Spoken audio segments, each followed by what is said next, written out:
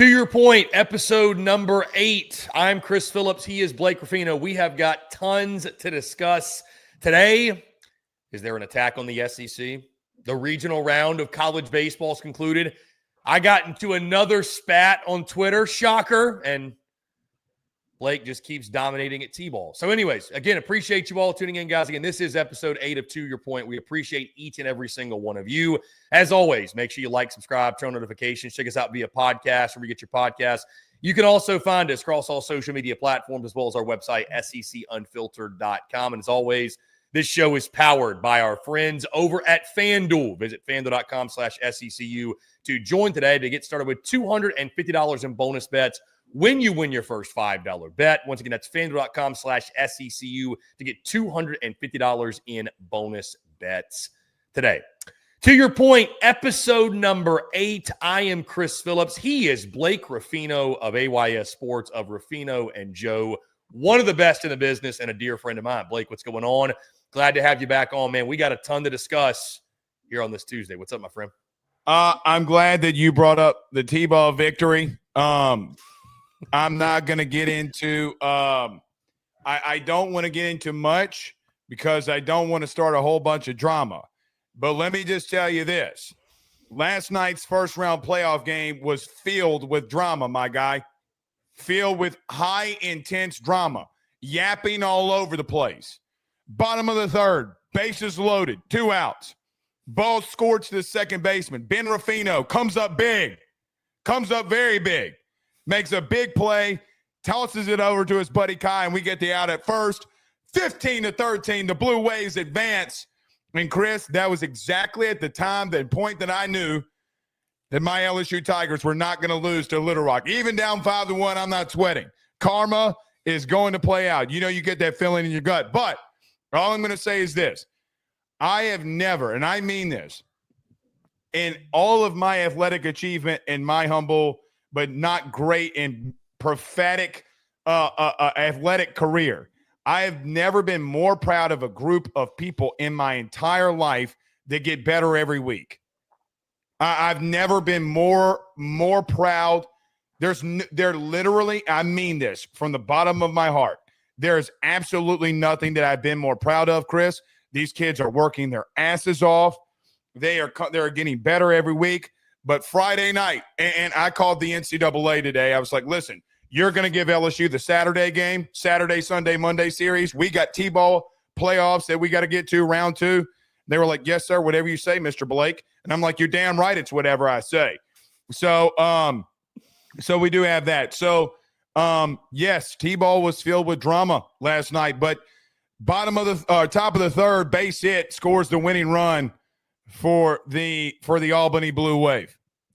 I was going to ask you, Blake, so these days now as a father, do you get more excited for those T-ball victories or for the LSU victories?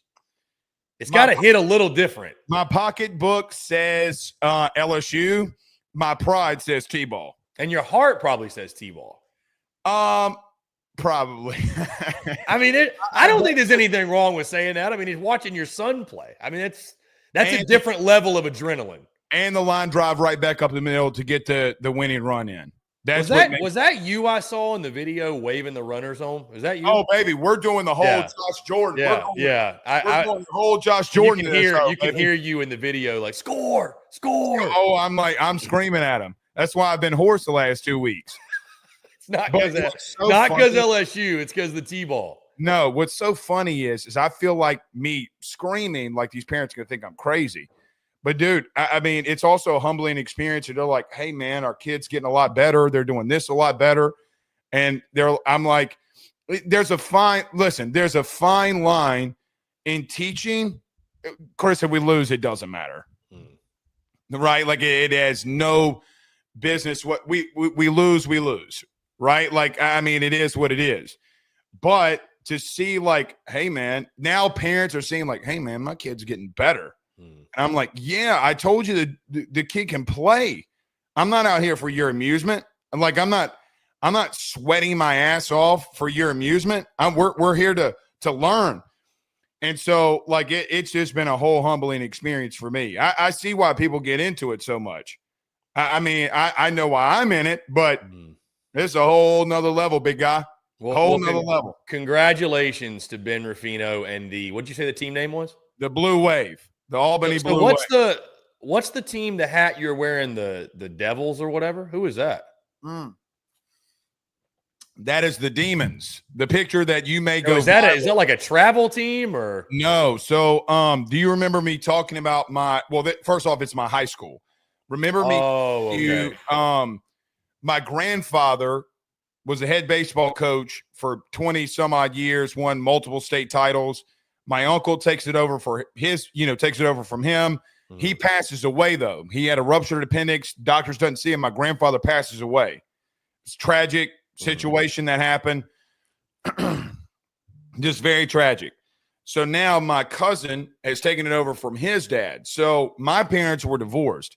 So my uncle, who lived basically a block away from me growing up, would literally just come pick me up from our house and be like, "You're with me all day." So my entire life consisted of mowing grass, weed eating, raking a warning track, and learning how to drag the infield. That was my entire junior high experience, literally. So that hat that I was wearing was my cousin. We went to that baseball camp, and that's why people were like, "Oh, Blake's showing the Franklinton love." You're damn right. It's in my blood, man. It's in my blood. I mean, listen, football is my thing, and me and you have talked about this off camera. Football is my thing. It's the sport that I gravitated to the most because I'm a big fat son bitch. All right, but that's it. Baseball is the first sport that I absolutely fell in love with because I didn't have a choice. I legitimately did not have a choice. I can remember as a kid, Chris, Dustin Crow, a guy that works at the local mill now, 3-2 count, bottom of the 7, hits a bomb and a walk-off in a playoff game. And my uncle we used to sit in the dugout. You know how the way that I learned to keep the book, okay, was because he taught me. And as a junior high kid, I would sit in the dugout and keep the book for him. And my whole role was to scream out, "Hey, Dustin, he came to you last time. Hey, he's pulled everything." Hey, and scream it out. That was my entire job. So baseball legitimately is my first love. I fell in love with it a lot like you did. But it's a whole different experience of hey, man, we would go to Skip Burtman baseball camps. My uncle would coach it. He would be a part of Skip's baseball camp. I remember the first time I met Skip, I almost wee-weed myself. I mean, it's a legend. It's just the truth. And I think that, Chris, that's my experience. That's what Louisiana is as a whole from a baseball experience. They don't give a two shits about basketball around here, man. They don't. They could give two Rudy Poos. I mean, there isn't a Rudy Poo given. So, that's my whole thing. But, yeah, the face that the whole eye roll, you're not getting me today. I'm going to keep my face down. I'm going to keep my face down. You ain't getting me today. But I got to admit, dude, by the way, ask my wife, Megan, do you know how many people came up to me last night and laughed their asses off about the eye roll photo you posted? I'm like, this dude. I can't catch him mid moan. You hate to catch him mid moan. Speaking of that, there was a lot of moaning going on last night. Yeah, a lot of moaning in the Ruffino household after. I was moaning all night long. 5-1 deficit was erased, and Payson Evans turned into a legend in the Bayou overnight. So listen, not just an LSU thing, but the SEC and just the tournament in and of itself. Let's just talk about baseball, but God, some legends were born this weekend at a lot of schools. Murray State, stand up. Yeah, Little Rock, stand up. Yeah, I mean, Blake, obviously that's where we want to go first. And, we sit here and the dust is settled on the regional round. 13 SEC teams enter in the path to Omaha, the road to Omaha, if you will. Just 4 remain. It was a brutal weekend for the league. I don't think, two things can be true at once, as my guy Dave Shoemate just loves to say. 2 things can be true at once.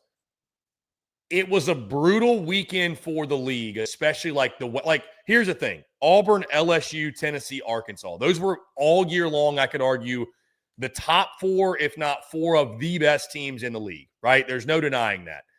So It's not like we got a bad group that advanced the next round. Like I was telling you this morning, like you look at last year, the SEC only had 5 teams advance the super regional round, but they had 4 get to Omaha, so you had half the field. So it felt like the SEC obviously just kind of dominated the college baseball postseason. And then obviously you had A&M Tennessee in the title. Tennessee wins it all. So it's not like we're that far off the mark. Unfortunately, we can only get 3 in Omaha tops because Arkansas and Tennessee, of course, play each other. But, Blake, I think when you factor in the fact you had the number 1 overall national seed, they don't even make it to the regional final. Mm-hmm. You had Texas that was the regular season champion. They don't even get out of their own regional. You know, you had teams like Georgia, who an ACC team went into their regional and won it. Again. And that's happened before. It was a brutal weekend for the league. Like, I just don't know that there's any other way to you had Murray State, who I know really good 4 seed, don't get me wrong, but what a missed opportunity for the Rebels. They'd have been hosting a super had they been able to win that Monday night game or just win the regional as a whole. But at the same time, you know what this weekend really showed us, Blake? This weekend showed us the amount of just pure fucking hate there is for the SEC. Oh, no doubt. There are so many people that have been waiting to take any sort of victory lap, or they're like sharks in the water, just smelling blood. And the blood was obviously the blood shed by those 9 SEC teams that lost. Brother, the attack on the SEC is on. I mean, it is on. Did you see Danny Cannell? Every angle. I didn't see Cannell, but I can't even imagine. At it. But hold on. There's 2 schools of thought here. When you expand every conference, that is going to happen. More teams are going to lose. It just mathematically, you're going to have more losses. Mathematically, you're going to happen. But let's take it for a whole. I mean, you were right. They had a bad week. Okay? Yeah. UTSA beat Texas. They swept them in the season. They swept them. Beat them in the midweek and beat them twice in the regional. Yeah. Hey, hold on. ACC didn't do that. They didn't beat Texas. Murray State beat Ole Miss. ACC didn't beat Texas. It's the ACC propagandists that are out here really pushing it. So let's hold on. As the great Josh Pate would say, marriage paper pop. Here we go. Mississippi State forced a Game 7 against Florida State. They have no business losing. So did Oklahoma. Let's go to 2 days ago. Chris, the ACC did not win a game out of Wake Forest and Tennessee, which Tennessee lost. So hold on. I understand what you're saying. It's bad in reference to the host sites. ACC, you got your asses clean just like everybody else did. You had one team that advanced in Miami in a regional that has nothing to do with the SEC. Nothing. Alabama lost. Cool. Sounds good. Put Tennessee in that hole and we'll see what happens. Now, here's the thing that happened to me. Chris, their regular season champ lost. Clemson was a national seed and lost. And got knocked out by SEC Kentucky. Teams. And and Ole Miss got beat. The whole argument. What was the argument? Ole Miss beat Georgia Tech into their season. And that was the argument. Georgia Tech deserves a regional host spot over Ole Miss. Guess what? It played out on the field. Yeah. It played out on the field. Okay. Did the SEC have a bad weekend? Fine. Texas went in there without their ace. They went in there without their ace. And I mean, what did you expect? Yeah. Florida? Okay, let's talk about Florida. They have 9 position players. Yeah. 9. I mean, they lost so much down this. I mean, losing Heyman and Shelton killed them, I think. That was – They lost. They finally ran out of gas. They got their asses kicked by East Carolina. And this is a whole other topic we can talk about today on the I'm sure you've seen it over the last 24 plus hours. Oh, the Kevin O'Sullivan Twitter's thing? so rewarding. Twitter's such an adventure, Blake, because you find yourself in situations that you just never thought you'd be in. Ever. Well, and a whole nother thing, like, well, we'll get to it. We can finish like talking this, but yeah, but what a weekend! The whole thing with like Florida. Florida's not supposed to do that. They're not supposed to be in the regional in the first goddamn place. Yeah, with what they lost. I mean, with what they lost, realistically, to get to where they did, great. I mean, it was a good season, really good season. I mean, Chris, the first team catcher in the SEC is out. Yeah. Listen, here's what I'm going to do. I've told you this before, and I've done it before, and people have backed down. Come on, AYS or Ruffino and Joe, and let's come on here. Chris, I want you to go hit up Danny Cannell, and I want him on here next week. Let's have the debate. Baseball people who don't know baseball need to shut the fuck up. I mean, like, legitimately. You're taking a lap for the ACC. Mississippi State fired their head coach in the middle of the season, and you're runs away from losing. Runs away from losing. Stop. I mean, dude, Oklahoma took North Carolina down to the wire after they lost with Kyson Witherspoon. Right. I mean, there was no reason that series should have went that far. They turned around and would have run ruled them. But here's the only thing. Here's the truth and the factual truth. Tennessee, Arkansas, UNC, Florida State, LSU. The 5 most talented teams not named Texas A&M are still in there. So let's break it down for what it's worth. One of those teams in Tennessee and Arkansas is going to eliminate one another, and that's unfortunate. It is. Very unfortunate. Mm-hmm. But the talent rises to the top. And I guarantee you this, I will put all my money down in the bank. None of these mid-majors are going to make it to a College World Series final. It will not happen. I don't know if they make it to Omaha. Go look at, all right, bet. Murray State ain't making it. I'm not betting on them. No. So, again, now UTSA might prove me wrong, but it just comes down to the simple fact, Chris, the 4 most talented teams with the most draftable guys are still in there. Welcome. I will say this, Blake. Let me see if you agree with this. I think what the weekend sort of showed, and maybe even this is a little bit of a stretch, like we had a lot of, and I guess this is credit to how difficult the league is too, though. We had a lot of middle-of-the-pack, solid to above-average teams. There were few elites in this conference this year. I mean, there weren't as many. But granted, like, you can't ask half the league to be elite. You know? I mean, at some point, like, getting 3 or 4 elites is a stretch, right? I mean, the other thing I think it showed, though, too, Blake, very clearly the teams that advanced, they have a second punch. Like when I look at teams like Texas, Georgia, Vanderbilt, their paths to victory and paths to a national championship were so narrow because they spent their entire season trying to outrun a certain deficiency. Like they were really good on the bump, but man, their lineup was so hit or miss. They were having to win games 4-3, 5-4, or the opposite. Right. They swung it really, really well, but the pitching was atrocious. And at any point, like Georgia did against Oklahoma State, they could blow a game. It just, like, I think the teams, and it's not groundbreaking or anything, but the teams that were the most complete, that were the most, what do we always say, Blake? We say this in football too.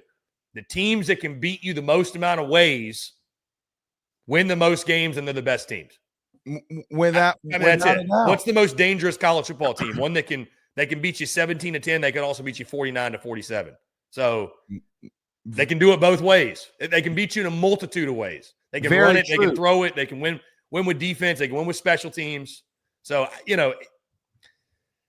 I don't like I think it was the perfect storm this year with the way the SEC, how it fell, where certain teams went. But I won't sugarcoat it and say it wasn't a bad weekend. It was a bad weekend. Here's the difference. If Vandy and Texas take care of business, I don't know that we're really having, because then you're just saying to yourself, well, I mean, even if one of them takes, even if just one of them, because you're saying, well, the teams that went on the road, they fell short. But I think it's the fact you had 8 hosts and 4 lost. That's what was crazy to me. But well, Chris, that's what happened last year. It's what happened in 2023. What's the difference? Can somebody tell me the difference? It's what happened the last 2 years when the SEC got 2 teams in a national title. Chris, 4 different teams. 4. 1, 2, 3, 4. 4 different SEC teams in the last 2 years have played for a national title. And because 4 teams lost this year, which, by the way, is the same goddamn thing, what are we doing? Chris, I got to be real with you, brother. Listen, I'm not saying they didn't have a bad weekend. There's a lot of overreaction. There's a lot of people who don't cover college baseball and see Texas falling.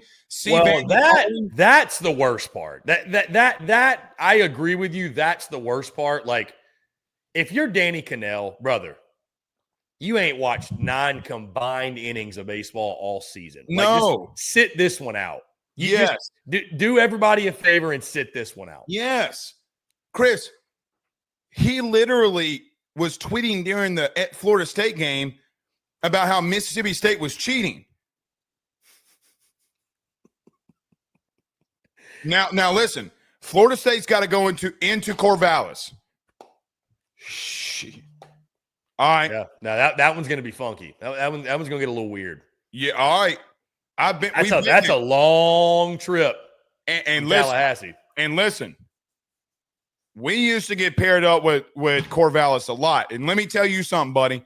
Shit gets weird. Weird with a at the end. Weirder. All right. Some goofy ass, like satanic witch chronicle shit starts happening. Baseball start bouncing off that turf. All right. Y'all go into Corvallis and watch what happens. Hey, mark my words. You mark my words. The talent of all these teams. I think North Carolina might be the best, one of the most talented teams. I could definitely see them in the College World Series final.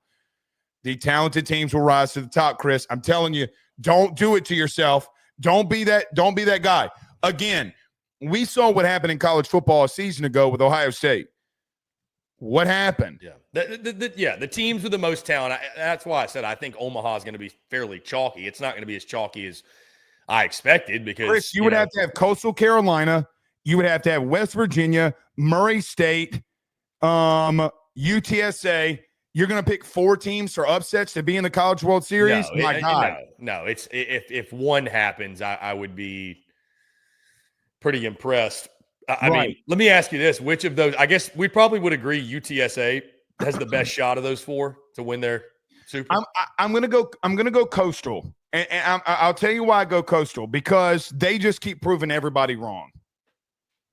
They just keep, Blake, I have to admit, after the events that have transpired over the last 24 plus hours, that would probably be my personal hell if Coastal was in Omaha. I love you. And I did see it. That would be my personal dude. They would, because it's not one of those things where like we had this little riff with Coastal fans and it got like 10 or 15,000 views. Blake, we're talking hundreds of thousands. Well, here's millions.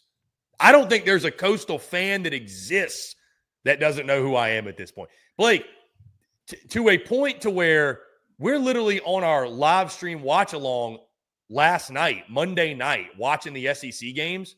This is like after everything's already been going crazy on Twitter. And I comment, I'm like, at this point, listen, I would say this too. Like there are some people where like the trolling is just insufferable and you block people and it's ridiculous. I've actually had some fun with the Coastal people because like I don't really deep down in my heart of hearts hate Coastal Carolina. Like that'd be kind of weird if I just did. But we've kind of had some See, I'm going to get in trouble. I was going to say, it's like picking on your little brother. Like, whatever. It's harmless. It's no big deal. Like, we're literally on the show last night watching the games, and I'm like, dude, I hope Auburn shoves it up their ass. I was like, I can't wait to watch Auburn just beat the hell out of Coastal. And they just might. Talking a little shit. I shit you not. An hour later, this Coastal account has clipped that 15-second clip. And the tweet I checked this morning is over 100,000 views. If Coastal makes it to Omaha, I might have to wear a helmet. You might.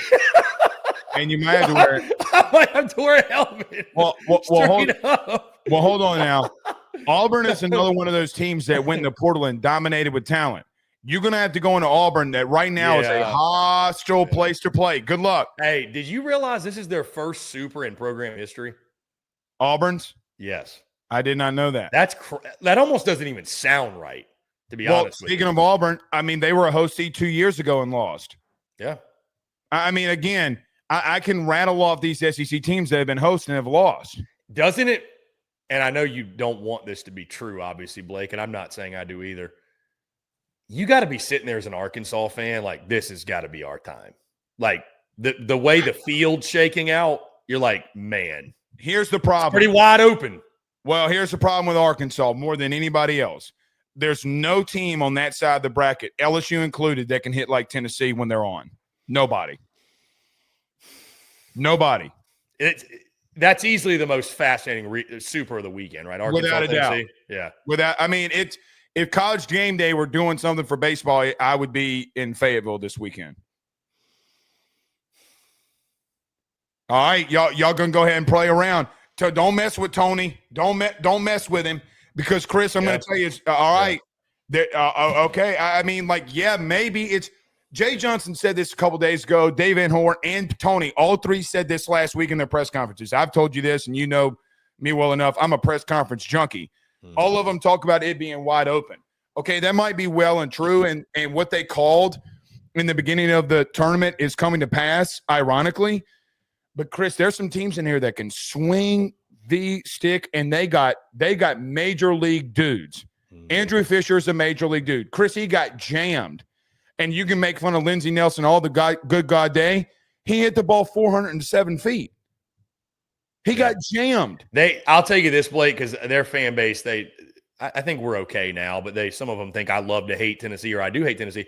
No, I'd even say this because I was critical of the emotion they played with because it wasn't work. But like when it is going well for them, they're maybe the most fun team to watch in college baseball because they're nuts. Their guys are crazy. But like when it's going well, the Fisher like going around, and you know what I liked about the Fisher? Any Tennessee fans tuned in, he wasn't jawing at the players even. He was just jubilation. I was like, hey, I'm cool with it. Like celebrate it. That's Liam fine. Doyle, psycho. Did you see the clip where Wake Forest is taking an offensive timeout and he's looking at like you're fucked? Yeah, and he just pumps 99. I'm like, dude, that's incredible. I don't like that.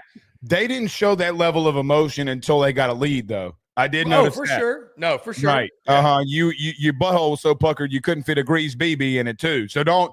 I mean, who showed more emotion, Liam Doyle or Wake's head coach? Blake, we don't have to spend a ton of time on it. Hold on, let's talk about it. It's the more overarching theme of my guy Sully and Tom Walters. Guys, there's cameras everywhere. You gotta have the head on a swivel.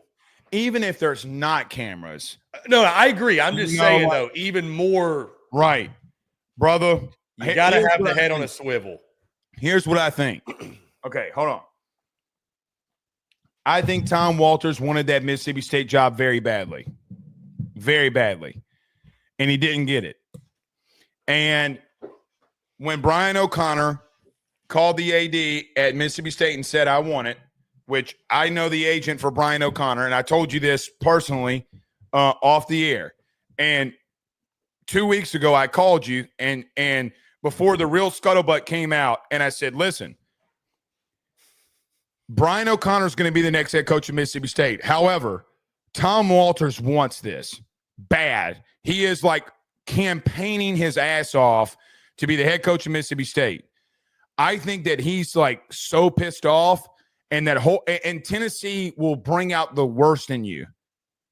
The way that they play is exactly what they want to do.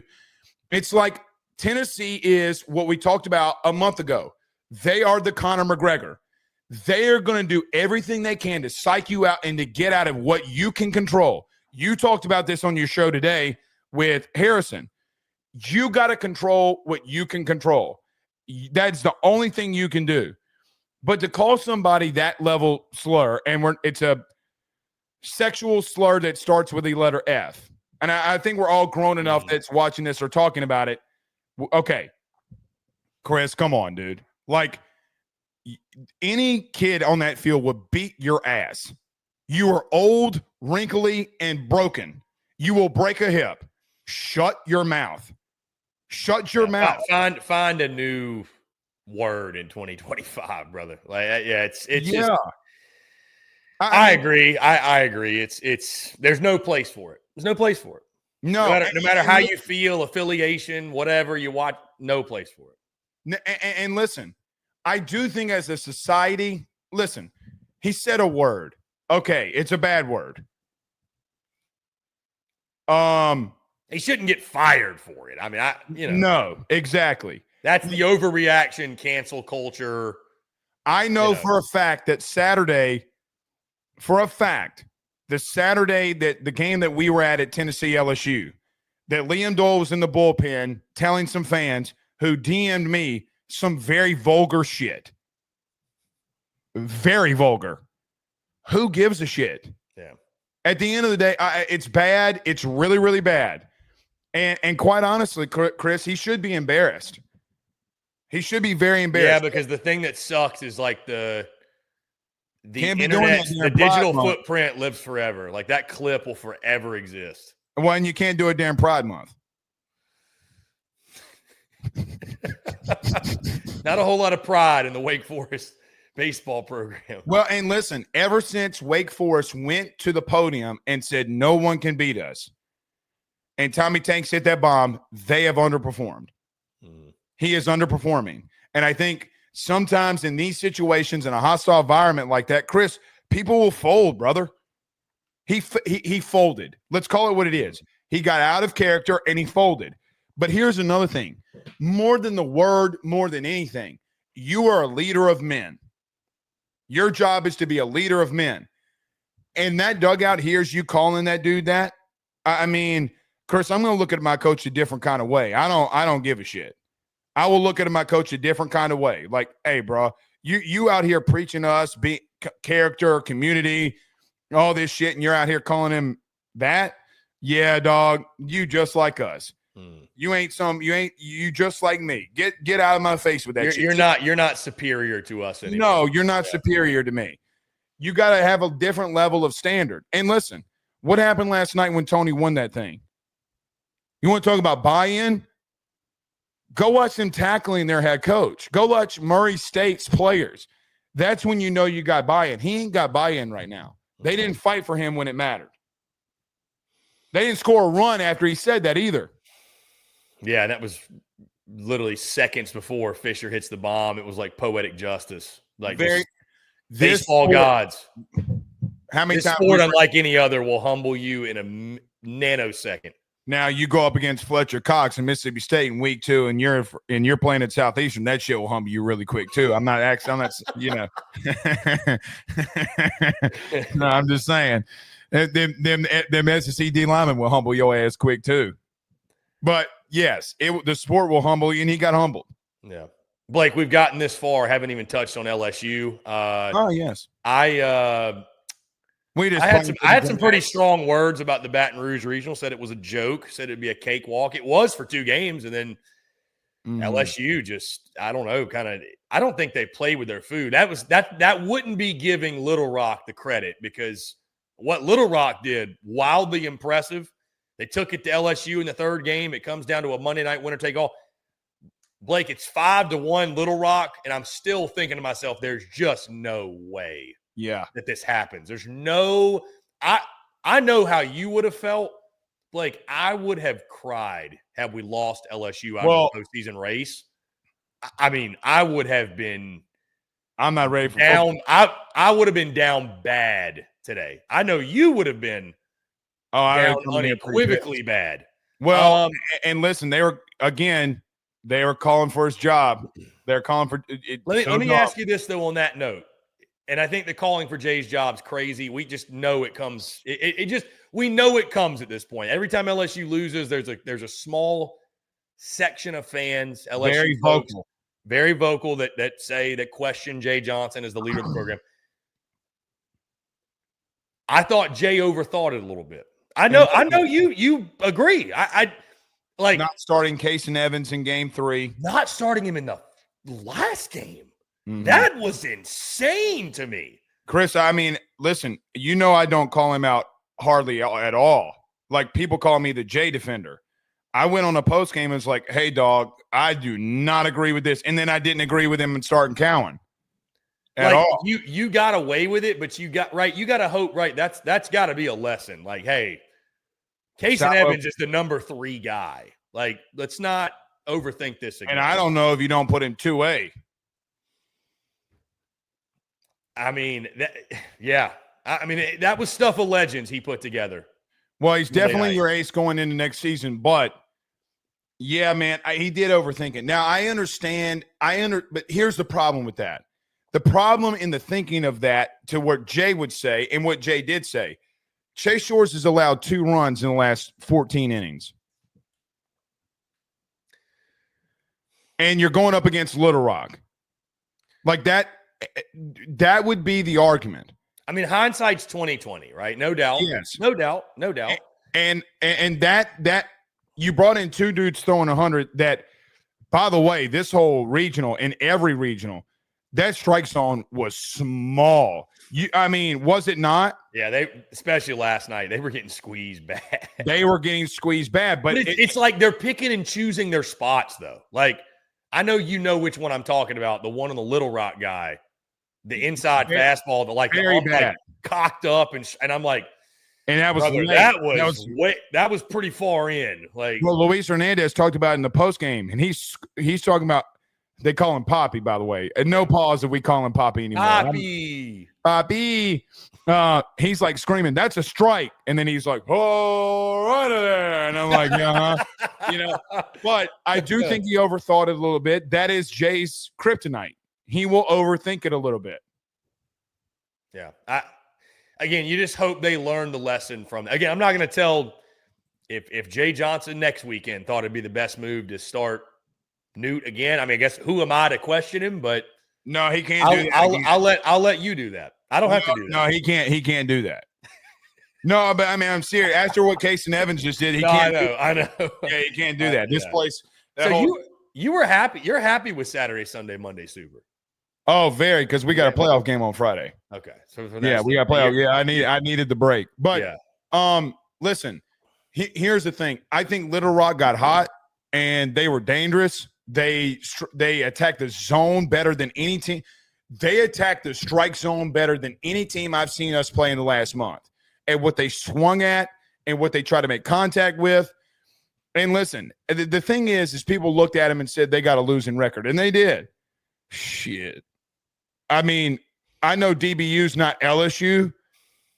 Brother, they put 22 runs up and then 14 runs up in the same day, then turn right around and put 10 up on LSU.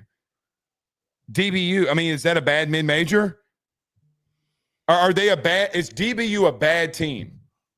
And I don't think so. But, yeah, they put belt to ass. I mean, here's the thing, though. What we also saw over the weekend was the reason why people have been asking me who's your national title pick, and I typically just respond with LSU outside of my love for the Bayou and you and everyone else down there, all my fellow Couillons. Yeah, you almost got your card revoked, but it actually turned out to work out really well for you. See? Trust a Couillon. Yeah, trust him. Well, I mean, sometimes you just got to trust him. Well, here's the thing, too. There's no amount of level of adversity that's going to teach you what just taught you last night. Well, the thing that I was going to say, like, the fact of the matter is, at the end of the day, you still have Cade Anderson and Anthony Ianson. And I don't think there's a team left that has a 1-2 punch that's going to go toe-to-toe with you. I just don't. Especially now in a 3-game sample size. No. Now, it will in Omaha.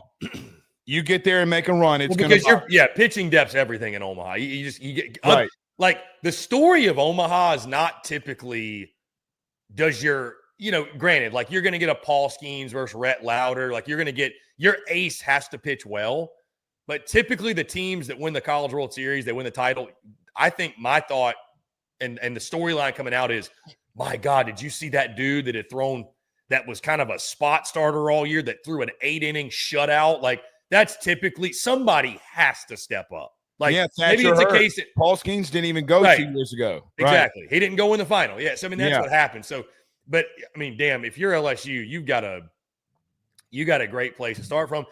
And I mean, Ethan Fry seeing a beach ball, your boy Bear Jones, finally, for the love of God, came out of hibernation. Finally. By the way, hold on. Pause. Time out. We're going to talk about the benching Bear thing, aren't we? You got these dumb, idiotic people coming out here saying bench him. Chris. You said, I mean this with all due respect. And no, you know what? No, I didn't. No, I take it back. I take it back. Poetic justice. And listen, I don't think he's going to be down much longer. No, here's what I tell you. It takes one swing. Well, deep sources. I heard my man didn't leave. That's the Sunday night. He didn't leave the facility. That Jay had to go back up there to tell him to go home and go to sleep. I was told. How do I want to phrase this? I was told that 2 players stayed with him, and he swung off of a tee for like 2.5 hours after the game. That's what you got to do to be elite, Chris. Mm. And then he had 2. I mean, look, he struck out twice, but the bomb and then the RBI, I mean, the single into right field. Mm. I don't think you keep him down. But Ethan Fry, man, talk about a kid who has come on. Chris, he might be the hottest hitter in the country right now. I mean, the beach ball. Truly. He's hitting, dude, the last 3 weeks, he's hitting 580. Yeah, it's nuts. Yeah, I mean, dude, he was carrying him last night. It was tie game, and he had 4 RBI, and he scored the 5th run. Yeah, correct. It was all him. It was all him.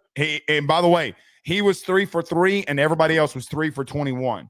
If he doesn't do what he does, you don't win. And then they finally found a way. But Luis Hernandez, man, God, I got killed about Luis Hernandez too. Blakey's not any good, and I'm like, all right, okay. And then Big Papi, Papi sent that. By the way, the prettiest swing. This is another thing. I got told by MLB scout, the one that you met in Baton Rouge. Guys like Jay, guys like Tony, guys like Sully, whoever, they're all going for experienced players. He saw Wells for 6 at-bats and knew it was going to be a first pitch curveball, and Chris went down to get it and launched that bitch. There's something to be said about you not confusing or you seeing a guy multiple times. By the way, hit one off Jared Spencer, okay, who he caught at Indiana State.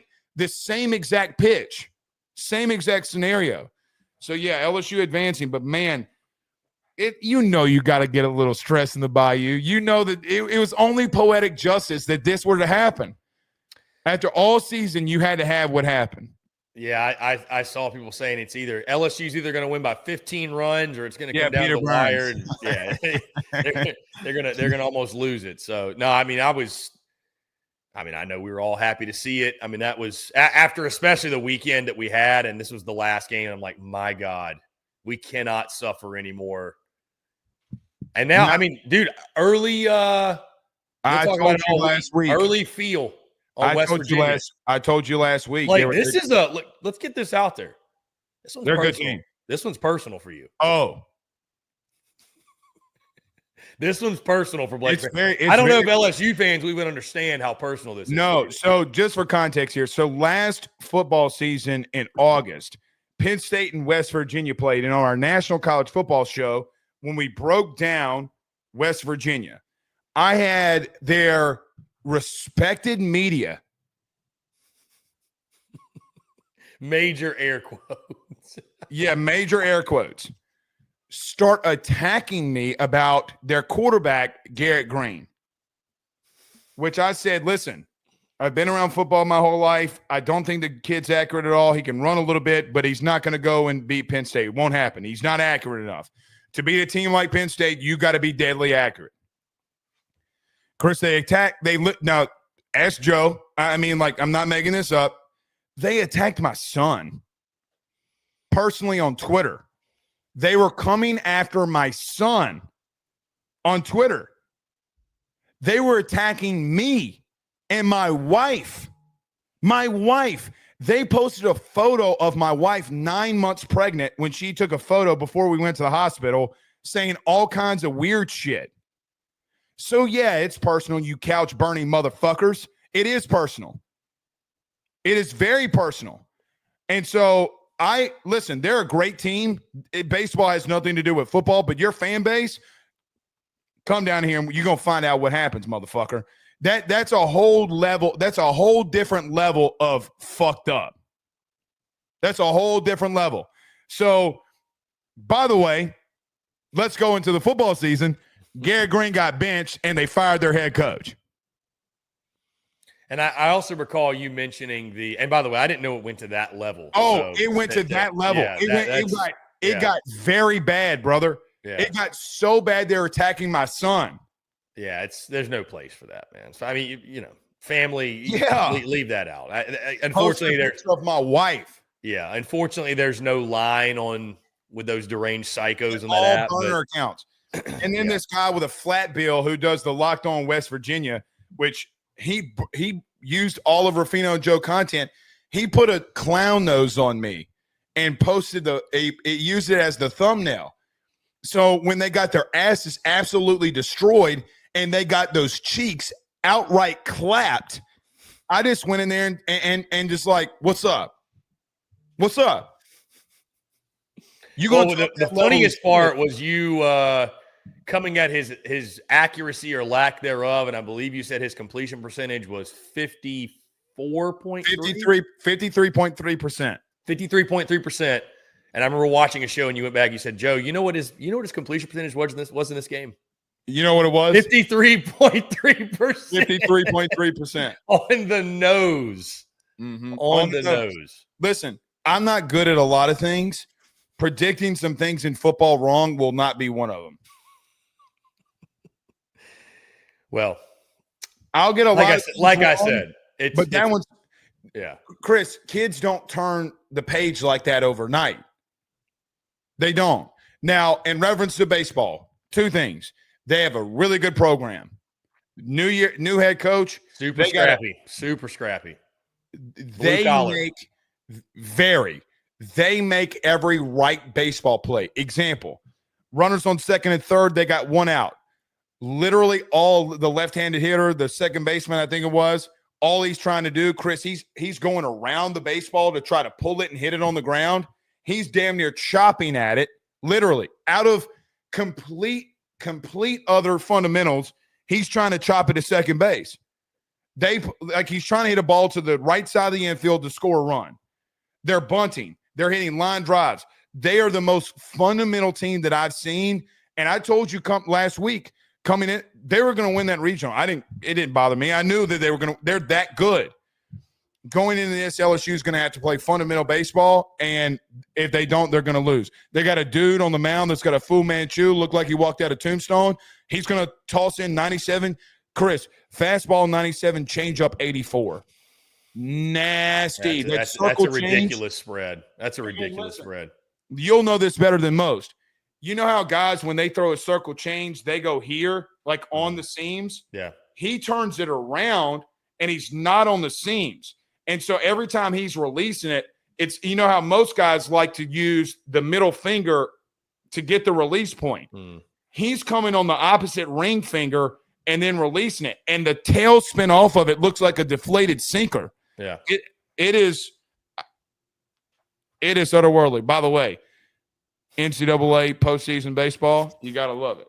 You got that this weekend? Oh, heavens no. I punched a kid in the box one year and then here's one from the SEC. Here's a SEC tournament. Yeah. Dude, beauty. Yeah. You want to know the year? 1996. Jeez. 1996. Yeah. Good Lord. The vintage, the throwback. Oh, you know we got to throw it back, baby. Skip Bertman, baby. But they're really good. So we'll see. I mean, look, there's a lot of super regionals. We talked about Tennessee and Arkansas, which we can talk about if we need to. I got to tell you the most intriguing one that I'm looking at, though. This UNC Arizona one, I know it's not SEC related. Shit. That one's gonna be some heavy hitting. Arizona's very, very sneaky. Very sneaky. Yeah. And then obviously, Chris, I gotta be honest with you. This Auburn team, to me,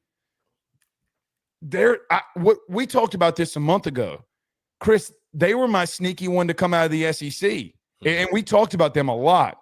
I don't know if Auburn can't make a push because, listen, I know that they would get North Carolina if they win it, but that whole side of the bracket, Chris, from a talent standpoint, I don't know if they're not better than any of them. I think that they could be better than everybody on that side of the bracket. Don't let the Auburn Tigers get hot, bro. Don't. I'm telling you. Blake, the SEC, I think, needs a big weekend. I do. Arkansas, Tennessee is going to play out how it's going to play out. It is what it is. But whether you think there's been an overreaction, underreaction, or a proper reaction, the bottom line is this. The SEC did not have a great regional weekend. It needs a bounce back in the super regional round. And I'm speaking specifically on Auburn and LSU. I just – it's baseball. Anything can happen. You and I both know as baseball men, if one of those two, they get 2 out of 3 taken from it shouldn't define the whole conference. But I'm just speaking from like a national perception standpoint. Auburn losing a Coastal at home or LSU losing a West Virginia at home, like it'd be a bad look for the league. No doubt. There's no other way to put it. So not that these teams and these programs are thinking this way going in the weekend, but there's another level of pressure, I think, where it's like, all right, guys, we need to get 3 to Omaha. We need all 3 of y'all, or we need you 2 specifically. We need you 2 to perform and go win your supers. Because if you don't, it's just going to be a tough look for the league, man. It's going to be a tough look. Look, from an LSU perspective, I feel very confident in Cade Anderson and Anthony Ianson in a 3-game sample size. And then if Casey Evans runs back out there, good luck. Yeah. Good luck. Yeah. I'm just thinking about it too, Blake, selfishly, because we're going to Omaha. You need a lot of SEC teams in there. I did not think I'd go out there with potentially only 3. I mean, to think that we could go out there and there only be 2. Blake, I got to be honest with you. You might only get 1. Blake, I got to be honest with you.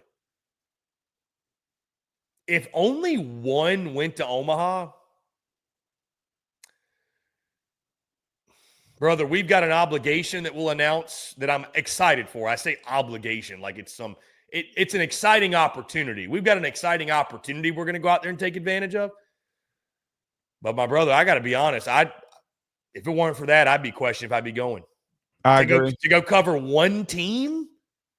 I mean. Ain't happening. That's what I'm saying. So, no, but I'm telling you, right, it's not. No, it's not. I agree. No, listen, it's not. I agree with you 110%. It's not, but it's possible, which is kind of scary. It is possible. Yeah, your booty hole's so tight couldn't fit a grease BB. You don't lie to me. You're scared. Don't lie to me. I'm confident. Right now. I'm confident, but also nervous. I am confident from the standpoint, Blake, like I told you, LSU and Auburn, because again, Arkansas, Tennessee is going to take care of itself.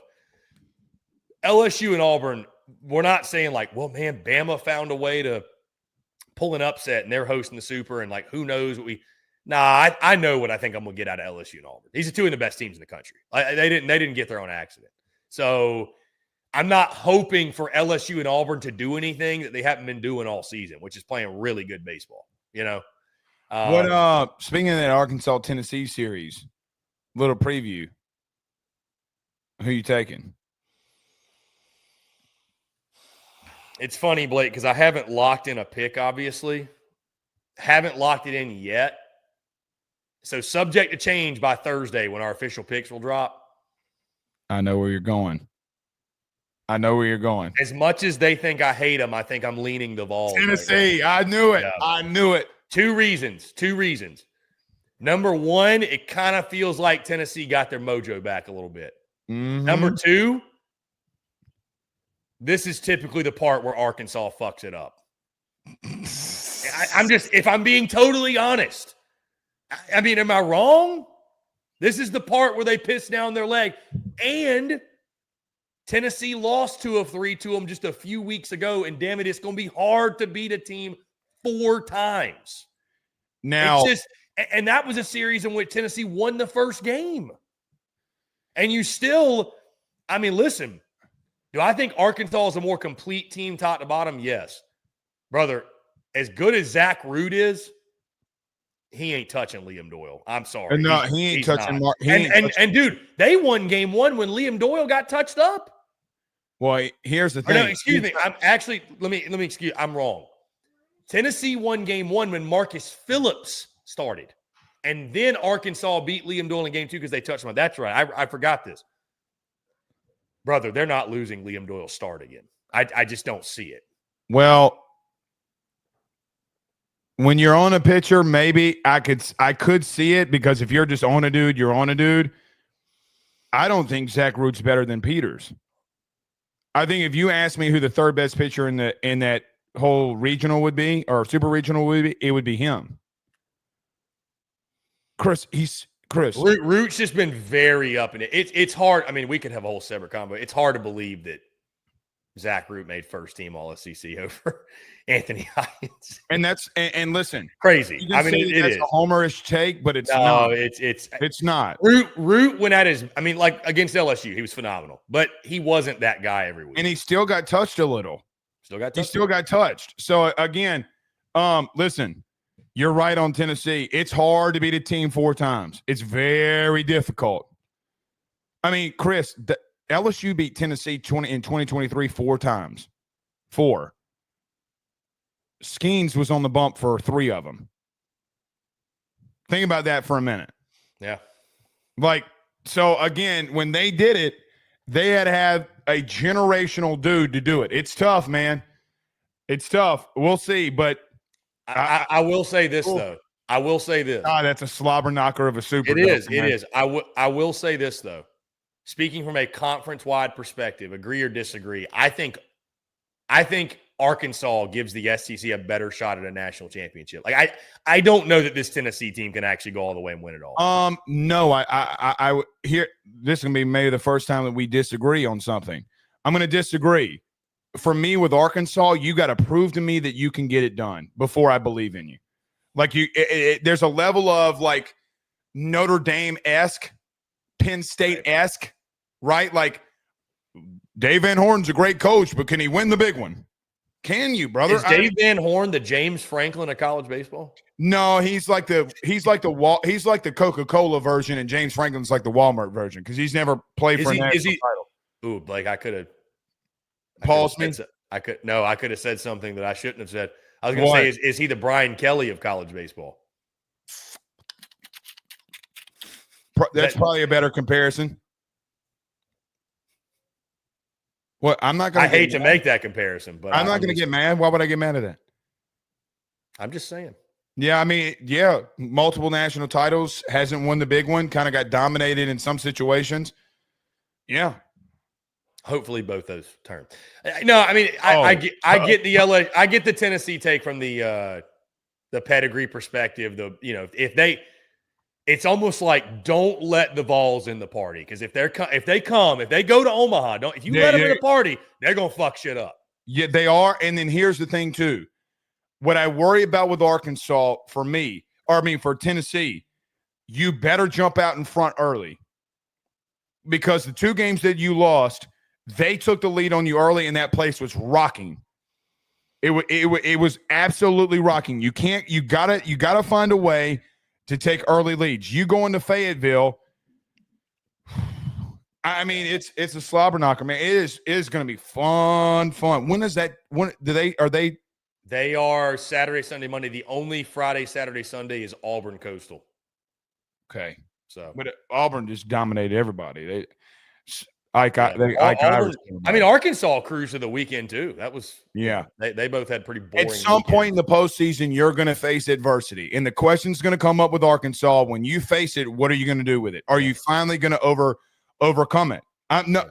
Listen, that doesn't mean that you're not arguably the most talented team in this whole regional or this whole bracket that's left. There just comes a point of, can you get over that hump? For me, yeah. No, I mean, that's fair. That's why I said probably my pick would be Tennessee right now. I'm going to go back and forth on that one, but yeah, it's going to be a fun super regional weekend. A lot of big time matchups. Blake, we're going to go a little bit shorter than normal today. Believe it or not, my camera's actually about to die, and okay, I feel like this was a baseball centric convo. We bounced around a lot today, but I want to ask you this: We didn't even get to Sully. Who had a – well, that's what I was about to ask. Who – and I don't want to – again, I'll put it to you this way. It's not my story to tell when it comes to specific details, and everybody wanted to get frustrated. Blake, all I tweeted, and I quoted and said there's more to the story than you see on social media. Blake, that tweet somehow has 2.5 million views on it, and I don't know how. I didn't really even say anything. Maybe that's why it has so many. But, I mean, I feel like that's the most vague, kind of no-brainer thing of all time. Like, every story has two sides. Every story has more to it. And they issue the apology. And, you know, I gave my thoughts. At the end of the day, no matter what else happened, you're in control of your own emotions. You have to be in control, especially when you're in a position of power. Sully knows that. They issue the apology. I know that. You and I, we've talked about that in regards to social media. Like, you got to be in control of your, be the master of your emotions.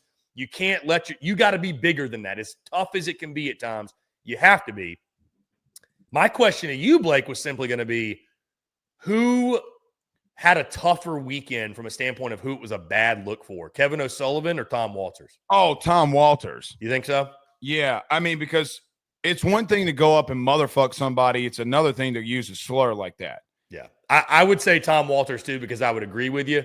And I saw people saying, like, they should fire Kevin O'Sullivan. They should suspend him. They should fine him. I'm like, guys, if we fired, suspended, or fined every time a coach motherfucked someone, buddy, there wouldn't be coaches left. Oh, well, we wouldn't have any coaches. Well, and here's the thing. Nick Saban would have been put in Ask-A-Man.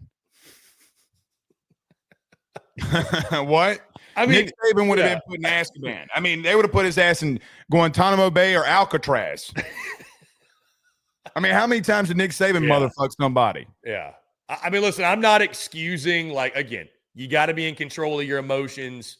I think what happened, though, honestly, Blake, is, and everybody knows I'm tight with Sully. I have a great relationship with him. And we've talked about this.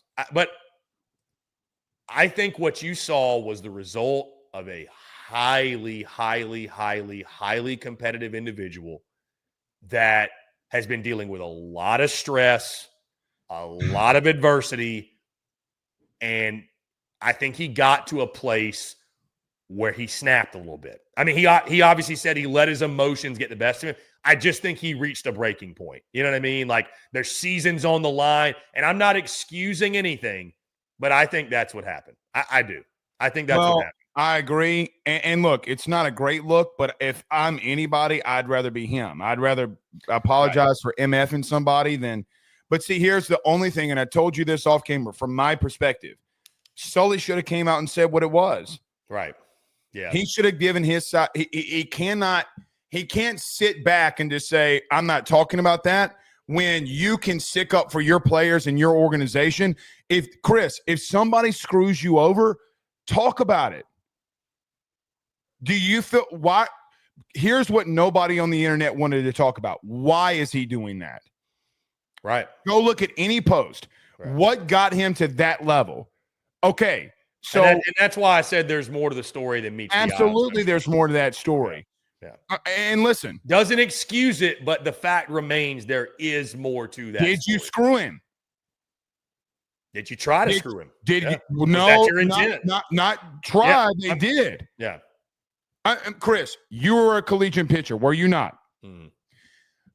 Let's go warm you up right now, and then I'm going to make you wait an hour before you throw a first pitch. Yeah.